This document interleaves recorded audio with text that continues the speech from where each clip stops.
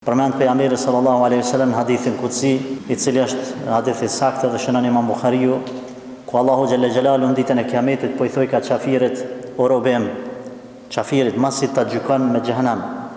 A do të kishe dhënë dunjan edhe çka ka në ta për me shpëtu sot prej këtij azabe?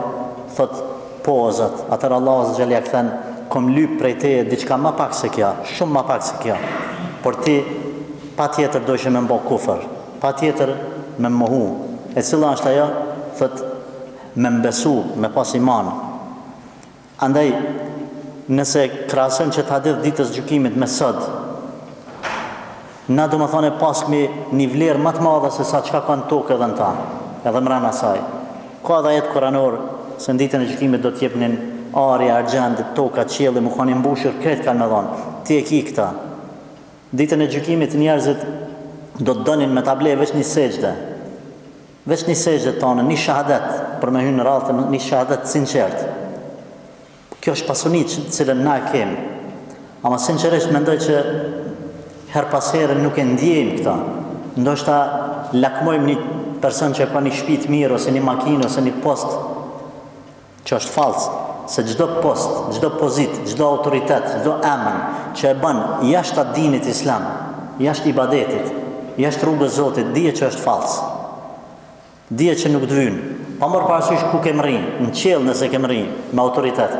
Nëse nuk e ki përmes rrugës dinit Allahut, ajo është krejt fals.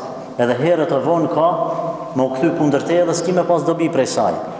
Prandaj Allahu azza wa jall e kalon dashurinë, pozitën në qiell, kur ti bash I dashur të Zotit, don Zoti, e lëshon masane dashnin tokë. Veç ajo dashni që e ka burimin në qiell, është dashni e vërtet.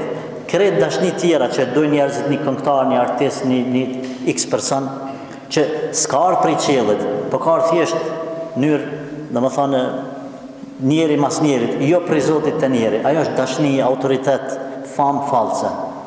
Qëto nëse I kemë, pra imanin, namazin, dijen, këto e një metët më të mëdha të cilave ndoshta nuk ja u din vlerën. Dhe ju e dini ajetin kuranor, wala in shakartum la azidannakum. Në përgjithësi për të mirat që t'i ka dhënë Allahu azza wa jall, fshehtësia, qelsi, I mbajtjes atyne të mirave dhe I shtimit, jo vetëm I mbajt, po edhe me I shtu, është me falendëru Zotin. Falendrimi normal nuk është vetëm fjalë goje, është fjalë goje, është bindje, falendrim me zemër, edhe falendrim me gjymtyr, me vepra. Jo vetëm thjesht me thonë elhamdulillah edhe çaq, po edhe me punu me çato të mira që t'i ka dhënë Zoti.